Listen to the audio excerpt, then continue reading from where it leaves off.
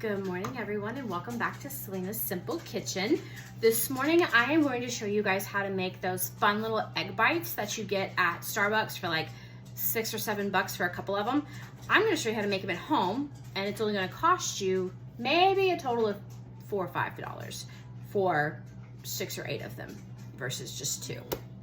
The ingredients that you're going to need today are, you're going to need about 12 eggs. You can cut this recipe in half if you want, if you don't want quite so many. But I am going to put them in the fridge so I can eat them throughout the week for my breakfast to take with me to work. So I am going to do the full batch. So we need the 12 eggs, 1 cup of shredded Gruyere cheese. I do not have any Gruyere today, so I'm actually going to be using cheddar cheese. So feel free to sub in any type of cheese you would like. Half a cup of cottage cheese. I am using a 1% cottage cheese because, again, I'm trying to be a little bit healthier, trying to cut some of those calories out. And then we need 12 or so, 10 to 12 slices of bacon. I'm going to be using homegrown bacon, and we're going to get those cooked here in just a minute and get that all chopped up. Some salt and pepper to taste, and then cooking spray, a muffin tin.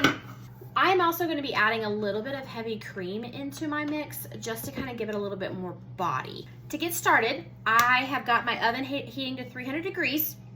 And we also need kind of a little bit of a humid environment to cook these in.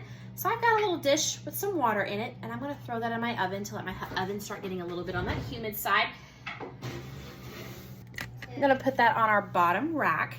And then we're going to go ahead and start cooking our bacon. So let me grab a pan for that. We are going to get our bacon cooking in our preheated frying pan over here. I like to use a deeper frying pan just so the grease doesn't pop out quite so bad as what you would have in a shallow. If you prefer, you can cook your bacon in the oven. I've just always been old school and cooked it on the stovetop.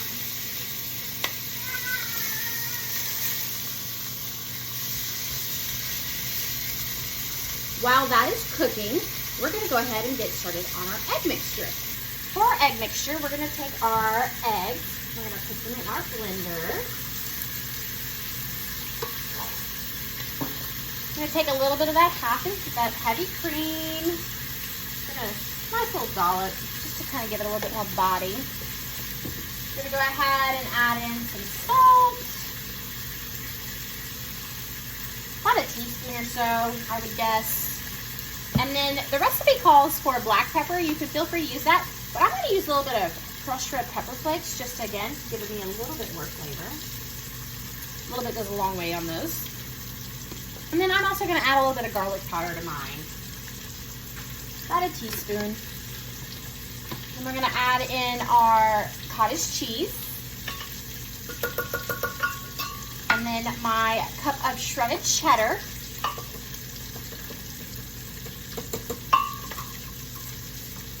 Then we're just going to put it in here, pulse it up, make it all nice and fluffy, get lots of air in those eggs so you get those fluffy egg bites. That's what you would get when you buy them.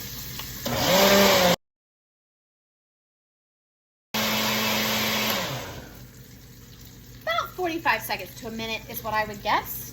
And then we're going to check back over on our bacon, give it a little flip.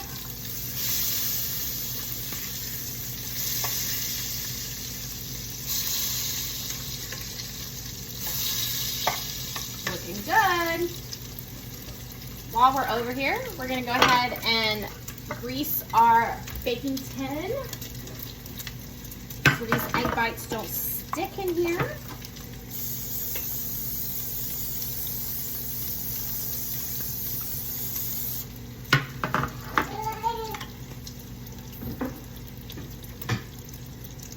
Go ahead and turn this bacon off and just let it finish cooking in this hot pan.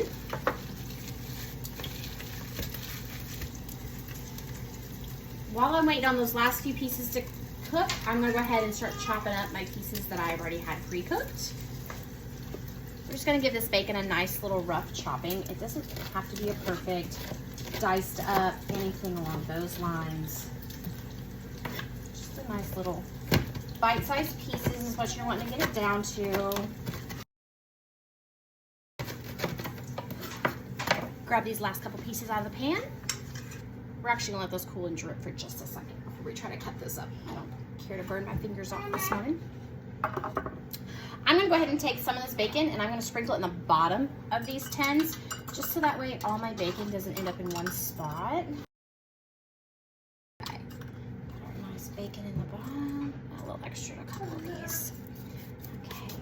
Now I'm gonna take my egg mixture and I'm gonna add a little spinach in with mine today. I had some in the fridge. It's about to go bad, and I'm all for using everything and not letting anything go to waste.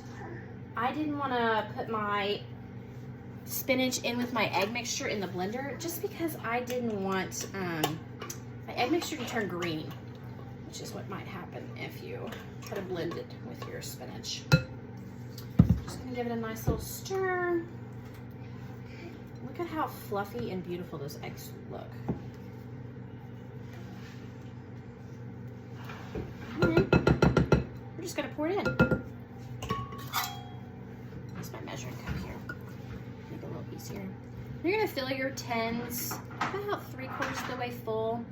Those eggs are gonna expand just slightly, so you wanna leave enough room for them to have that expansion and not overflow.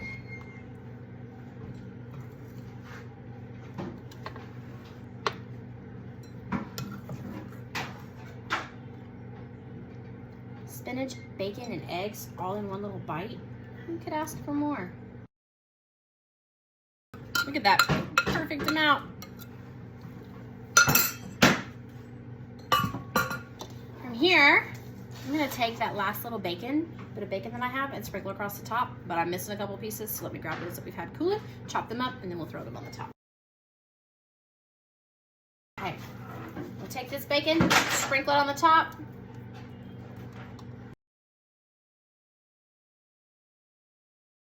It is oven time for these little guys. We're gonna throw these in the oven at that 300 degrees with that water in the bottom to kind of make that oven a humid environment so these stay nice and fluffy. We're gonna cook them for about 15 to 20 minutes until the eggs are just set. You don't want browning, you don't want anything crazy like that. You just want those eggs to be set. So we'll see you guys back in about 15 to 20 minutes. It has been about 20 minutes since we put our egg bites in the oven. We are going to check them real fast. Look at this. This is what you want. Look how amazing these look. They are perfectly done. Our eggs are nice and set, nice and firm. That's all you want. So we're gonna go ahead and pull these out.